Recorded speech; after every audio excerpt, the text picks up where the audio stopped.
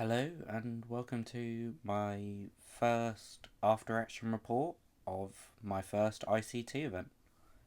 In this video I'm going to be going over how the games went, what I've learned and how the event was as a whole. I've also got my opponent's armies, so if you're interested in that I will be giving you that information. With that, we are going to go straight on to my list, just in case you didn't watch my previous video. In my list, I had Angron, Khan the Betrayer, a Lord on Juggernaut with the Helm of Brazen Ire enhancement, which basically just halves the damage he's taking, a unit of 10 Jackals, a unit of 10 Berserkers, a Rhino, one unit of 3 8-bound, one unit of 6 Exalted 8-bound, a Khorne Lord of Skulls, and 2 lots of Chaos Spawn. This is the list I used the entire event, because if you don't know, you submit one list and that is what you're with for your 3 games. My first opponent was Chaos Demons. He was using a Bloodthirster, Great Unclean One with his enhancement, which gives him a 5-up Feel No Pain, or while he's within his army's Shadow of Chaos, he gets a 4-up Feel No Pain. He's using Lord of Change with the enhancement, which adds 1 to the strength of his ranged weapons, and you add 3 inches to the range of his ranged weapons. If he's within Shadow of Chaos, you then add 2 strength, and you add 6 inches to the range. He took Scarbrand, 2 lots of 3 Nurglings, 1 lot of Plague Bearers, unit of 6 Blood Crushers, and 2 lots of 5 Fleshhounds. He had Scarbrand and Bloodthirster in reserve. I had 6 8-bound and then 6 Exalted 8-bound, and then Khan and the Berserkers were in the Rhino. The mission rule Swift Action just means you can fall back or advance and still do actions with battle line units. Terraform is doing an action on objective markers, and then you gain 2 victory points at the start of your turn for each objective you've terraformed. If your opponent has terraformed an objective, you can't then terraform it, and you can't terraform your home objective. So we did our roll off. I went first. I drew Assassination and Engage on all fronts. With this drawn, I made the decision to throw Angron and my 8-bound all the way across the board using Advance and Charge Blessing into the Great Unclean One, which was easily the biggest mistake I made. Because it turns out the Great Unclean One does not die. So between Angron and the 8-bound, meaning that they had reroll hit rolls of 1 and wound rolls of 1, they both had this. Between them, they dealt, I believe it was 4 wounds to the Great Unclean One. So at the end of the turn, I scored Engage on all fronts, and I cut my losses on Assassination and discarded it. On my opponent's first turn, he got Containment and no prisoners. No prisoners he scored by killing Angron and my 8-bound. Containment, I believe he did with a Keeper of Secrets over on the right side. Turn 2, I get Area Denial, which I score for just 2 points. Because he had Nurglings hidden behind a building which was within 6 inches of the objective marker. And I only had Khan and his Berserkers on the objective, so didn't want to go all the way around the building just to charge the Nurglings to score the whole thing. So I got that for 2 points, and behind enemy lines, which I discarded again.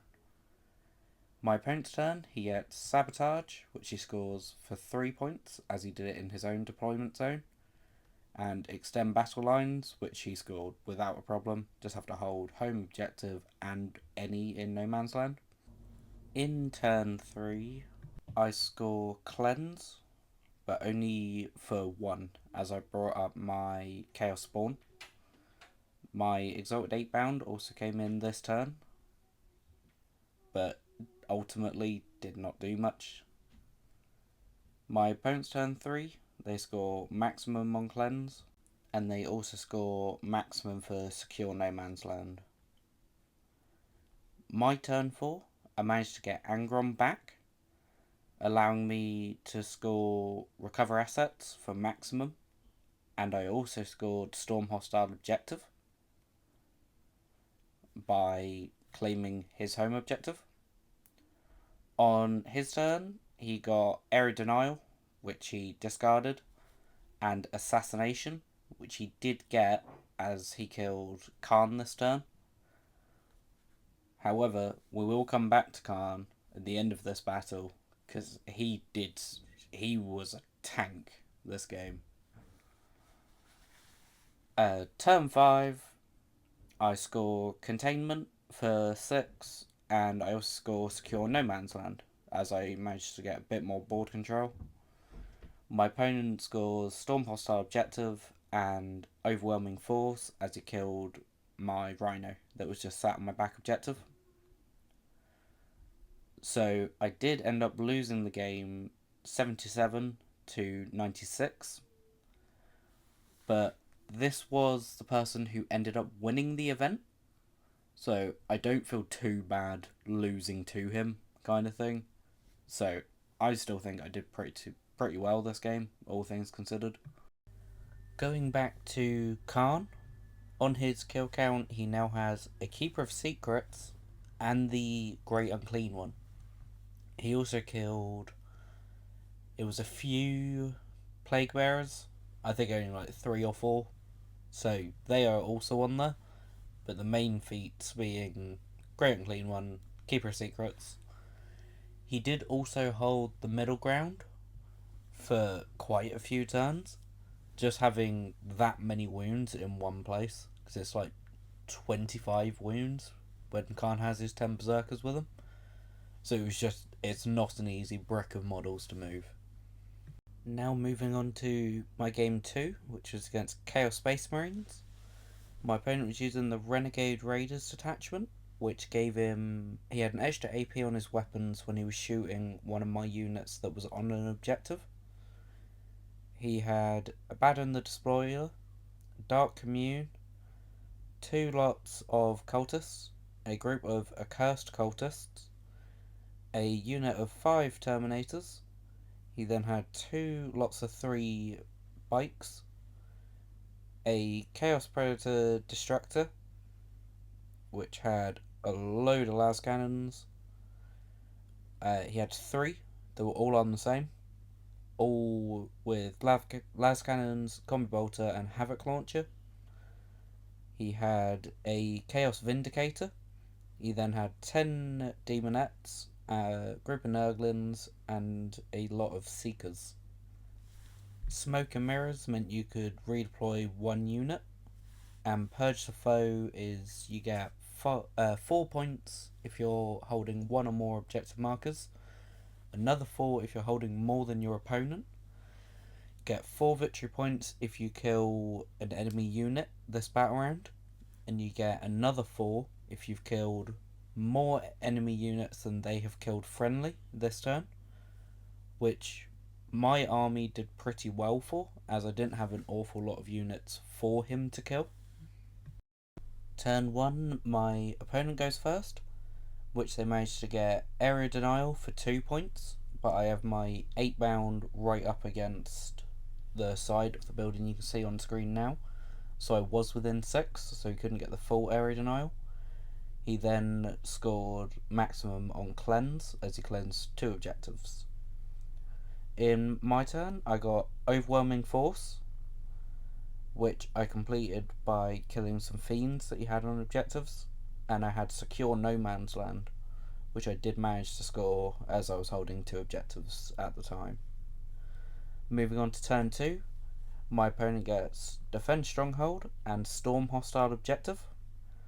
Defend Stronghold I didn't even bother going for. He was very well spaced out, which just stopped me completely from getting anywhere near his objective. Storm hostile. Angron ended up charging the fiends you can see on screen now during my turn, and he did manage to bring Angron down this turn with pretty much all the shooting in his army. My turn, I got no prisoners, which I did score but only managed to kill one unit.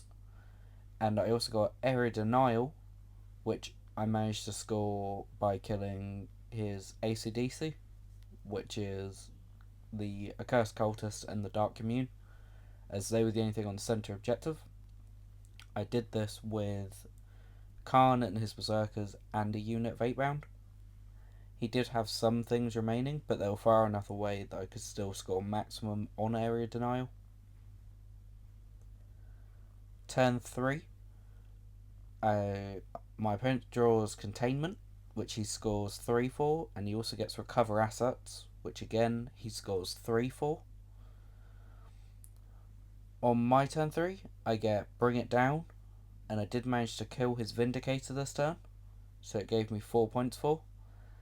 And Sabotage, which I did not manage to score this turn, but I did keep.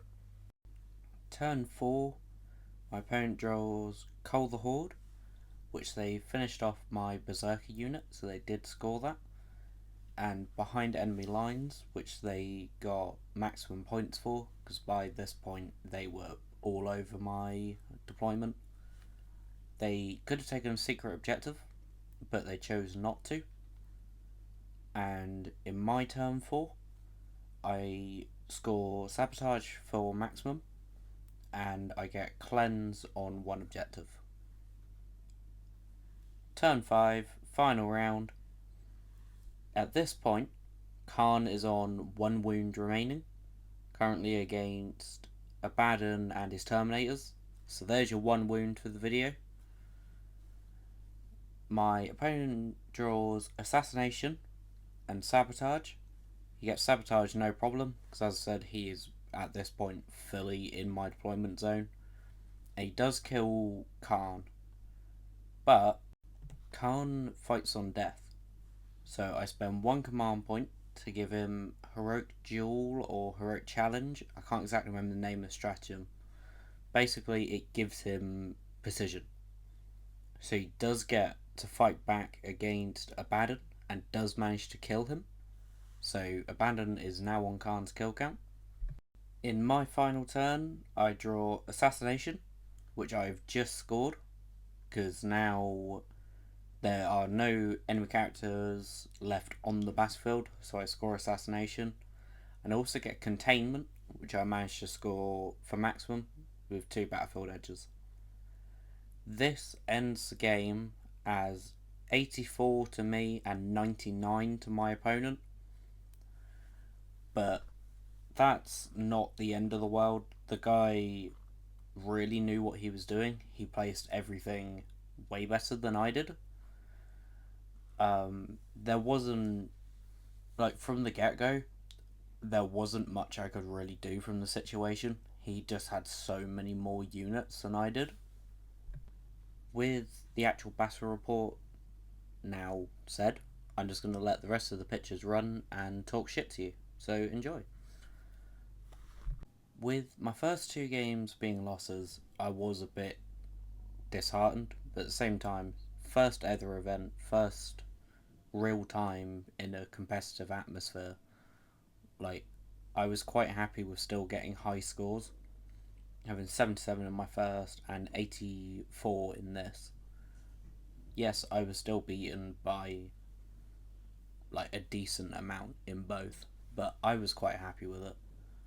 Also, while these pictures are coming up, just look at my opponent's army. They look really nice. Like, they're really nicely painted models. And they were made to look like the Lunar Wolves. Like, his whole lore behind the army is that they are Lunar Wolves that remained loyal even after the heresy. So during the Siege of Terror, like, these Lunar Wolves decided that they didn't want to be part of it anymore and left, and that is the whole idea of his army. I believe he said he had around like 3,000 points painted in the scheme, but he is working on doing more.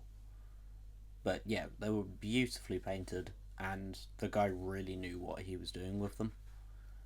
I believe his team name was the Hermit Crabs. That could be wrong, but it was along those lines. Anyway, that being said, enough rambling. You've got the scorecard in front of you now, and we're going to move on to game 3, which is the final game of the event, which again was against Chaos Space Marines.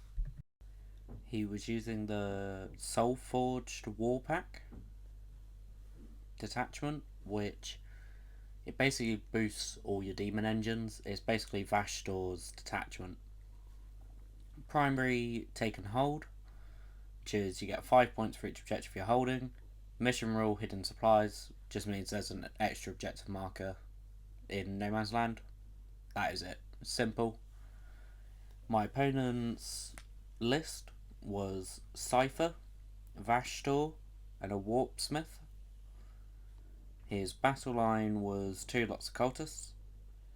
Other data sheets, he had a Predator, which had Combi Bolter, Havoc Launcher, 2 Heavy Bolters, and a Predator autocannon. He took a Forge Fiend, a lot of 5 Havocs, which had 4 las cannons and a melter gun. Another lot of 5 Havocs, which was set up the exact same. 2 Mauler Fiends and a Venom Crawler. In his allied units, he had 3 lots of Nurglings. And then the big one, he had a Chaos Knight Lancer, which was a lot tougher than I gave it credit for, to say the least. My opponent got turn 1, and he drew Engage in all fronts and Establish Locust. He did get Engage in 3 different sectors, which scored him 2 points. He also got Establish within 6 inches of the centre, so scored him another 2 points. In my turn, I got Extend Battle Lines, and I was holding 1 in my deployment zone and 1 in No Man's Land, so I did get 5 for that. I also got Engage in all fronts, and I got 3 table quarters, as I physically could not get into his. He left no room at all. Round 2, my opponent gets to Defend Stronghold and Behind Enemy Lines. Defend Stronghold, he did end up scoring, because I just could not get onto that objective. And he discarded Behind Enemy Lines at the end of his turn.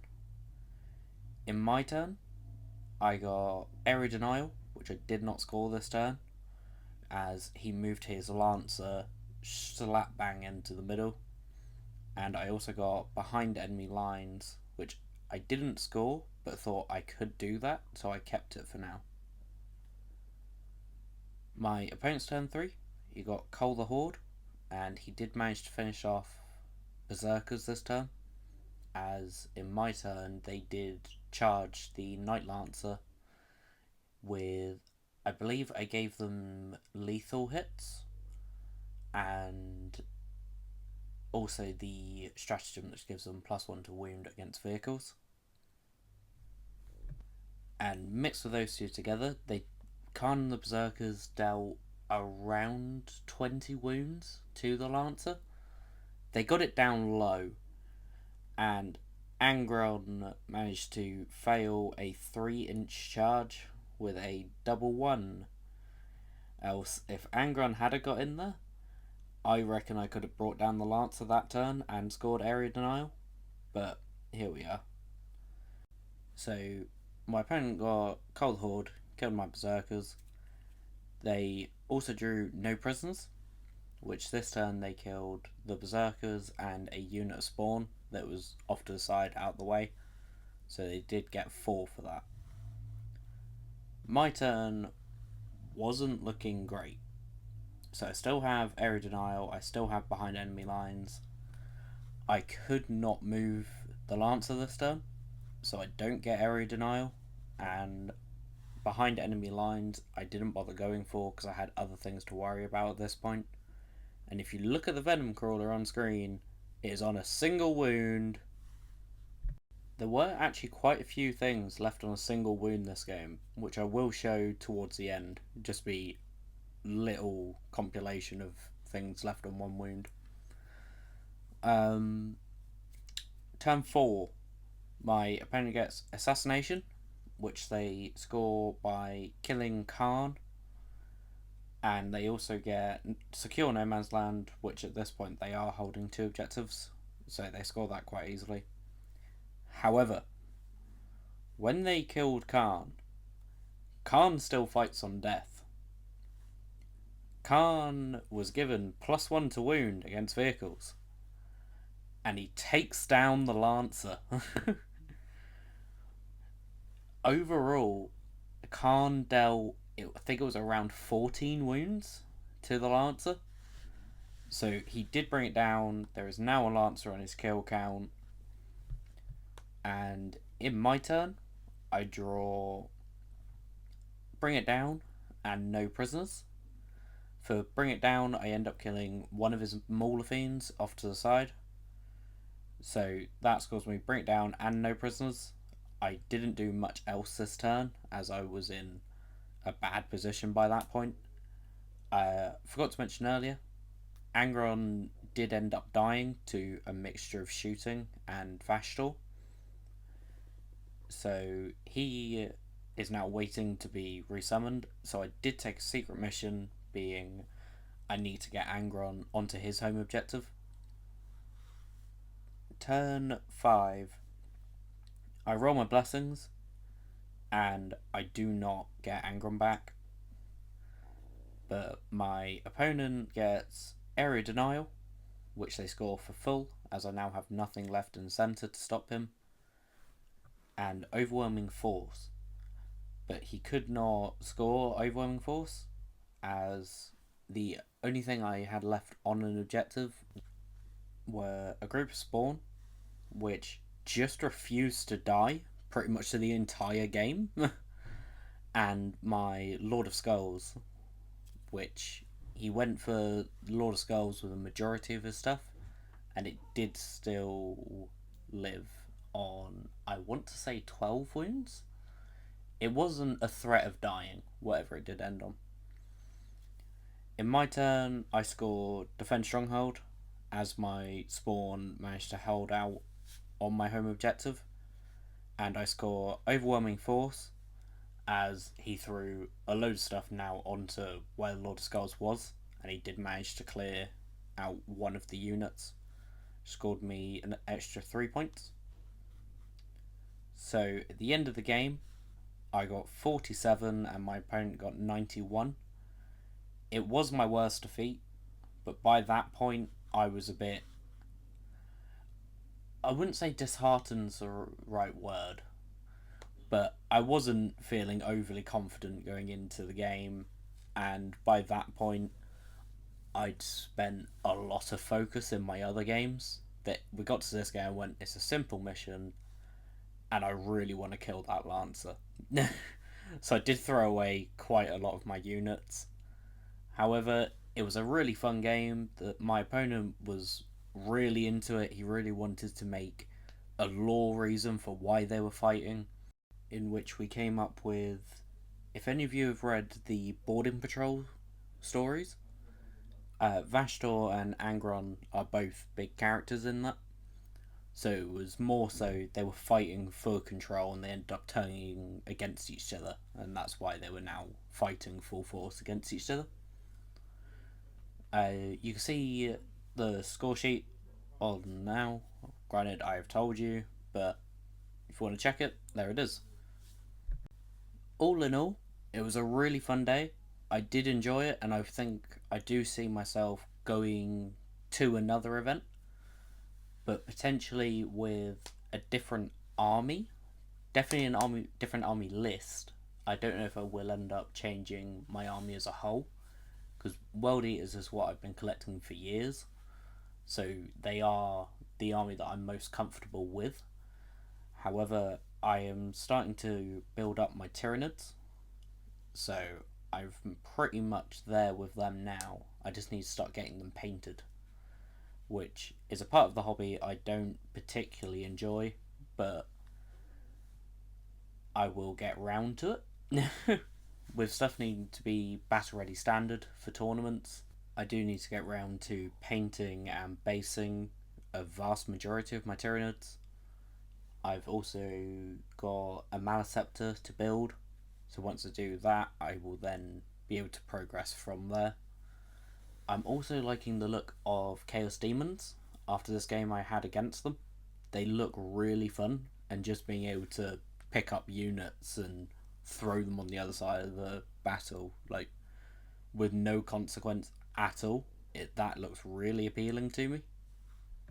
If any of you are interested, my current idea for a tournament list for Tyranids is using Invasion Fleet with the Swarmlord, 20 Hormagaunts, a Byrivore, 3 Exocrines, a Horuspex, 2 Maliceptors, a Norn Emissary, a Psychophage, 2 lots of 3 Raveners, and a Tyrannifex with the Rupture Cannon.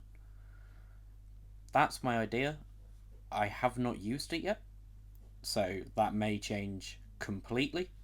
I do also have a Vanguard Invader list made, but I'm feeling more confident with the Invasion Fleet list currently. But with all that said, thank you for watching. I hope you enjoyed it. I hope the audio is a bit better in this one, and I will see you all next time. Something big is coming to my YouTube channel.